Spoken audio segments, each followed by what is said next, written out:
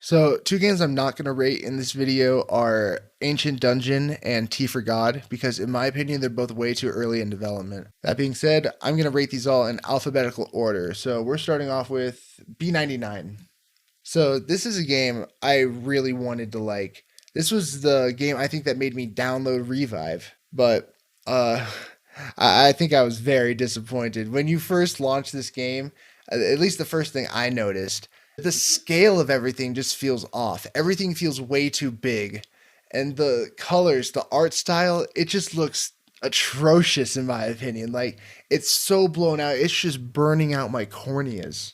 I know the game's older, but the shooting and the enemy design just aren't that satisfying. The combat isn't that fun. I didn't want to push past the terrible art style and the like nauseating feeling the bad scaling gave me to continue playing. So I feel like the game has to go in F tier. Next up is Compound. So this game I actually like a lot. It's simple. It feels like a simpler version of Strafe 2D roguelike.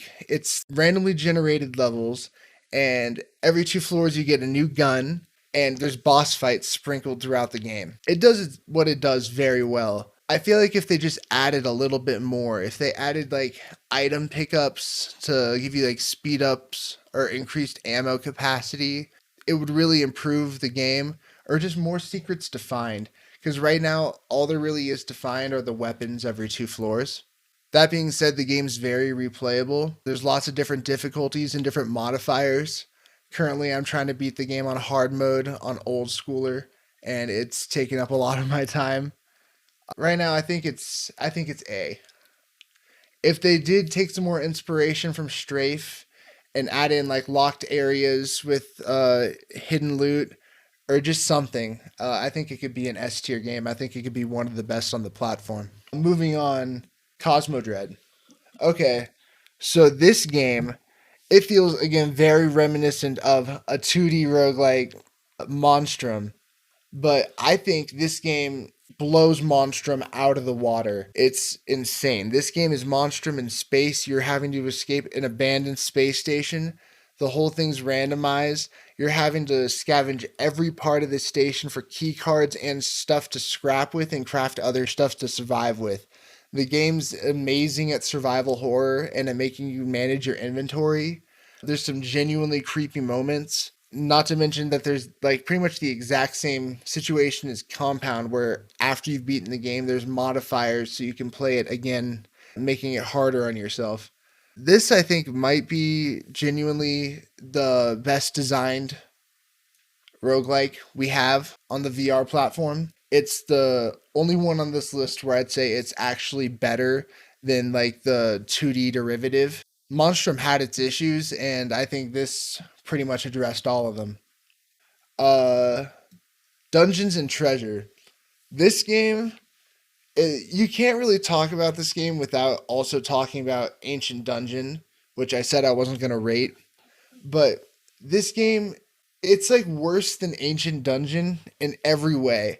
Like, I like playing Dungeons and Treasure. While I was playing it my first time, I had that like classic roguelike exploration feeling of like trying to find the items and the secrets, and I was having fun doing that. But the combat just doesn't feel good. The enemy design is very poor. The weapons they give you are not good. Like the sword feels jank. The angle they put your crossbow at on the Valve Index controller is actually kind of like painful to spam, and the shield just like doesn't work in a lot of situations. So when you compare this game to the incomplete Ancient Dungeon, where they have much more diverse enemy types and just better feeling combat, it just makes this game seem even worse. I want to give this game another try because I feel like I haven't gotten far enough in it. But at this point, it's I'm gonna give it D. I almost gave it C, but I think it belongs in D, to be completely honest. Next, From Other Suns. So this game, derivative of a 2D game, Diet FTL. This game, you're basically one of the guys on the ship from FTL, and I was so excited when I first got this game. I'm not going to lie. When I first found out this existed, I bought it immediately. And I was nerding out, sitting on the front of the ship, being the commander and taking out pirates. It's really cool, especially finding new weapons. It's fun, but it becomes stale very quickly. It becomes insanely repetitive after maybe an hour, and the balancing is questionable. Sometimes it feels like it's balanced around having a bunch of multiplayer friends with you there, which, I mean, the multiplayer aspect, it seemed cool to have that, but when you balance it around I don't want to always have to play with my friends, and it's kind of hard to put together a party of people in a dead VR game from like 4 years ago, especially when they haven't even cut the price. It's still at its original price of $40. That's like atrocious. The loop becomes bad. Like the combat is not fun. Everything feels bullet spongy. This is a game I just wish was better. So I feel like it belongs in D. It belongs in D, but it's worse than Dungeons and Treasure. It's definitely worse than Dungeons and Treasure. Next is In Death. This is a game I like it a lot. It's similar to Compound. It's kind of like Compound, but you have a bow. You find special arrows littered throughout the map. One thing I don't like about this game is that permanent upgrades are a very important part of the game. You get achievements that give you like permanent damage up, permanent headshot bonuses, and they make the game way easier. And it feels like even if you were really good at the game, you wouldn't be able to beat it because your character wasn't good enough. And that's like a really shitty mechanic, I think, in a roguelike. I feel like your game shouldn't be like that. And I know there were games like that, like Rogue Legacy, where like it was kind of based around like getting better over time. But I don't like that. I prefer games that were like Spelunky, where it's you just got to get good. I appreciate Compound actually. Compound, there are no upgrades in between runs, and I think that might actually be the only game on this list where there are no upgrades in between runs. Anyway, back to In Death. The balancing and the upgrade in between runs kind of have issues because it feels like you need to die repeatedly to progress or complete certain challenges to just up your damage to progress. So that's what's putting it below Compound for me. But both are good games. Both are In Death isn't a bad game. It could just be improved. I should also say it is pretty simple too, where there's like not really any secrets to find, similar to Compound, where there are no secrets to find. All right, next is Legend of Luca. This game, it's old, and I know it's like low hanging fruit to pick on an old VR game's controls, but bro, what were they thinking when they made this? You can't even turn with the stick. The only way to turn left and right is by moving your head left and right. Like, you can barely move in this game. It like I don't understand what they were expecting you to do. Like, I genuinely want to try this game. If they remastered this game and gave it good controls, I would try it because it seems like they designed items and they designed enemies. It feels very reminiscent of The Binding of Isaac, which I was a huge fan of. But in its current state, it's literally unplayable. So it just has to go in the F tier. There's no other place for it. Anyway, that leaves us with the last one, Until You Fall. This was, I think, the first game on this list that I played. And I like the game.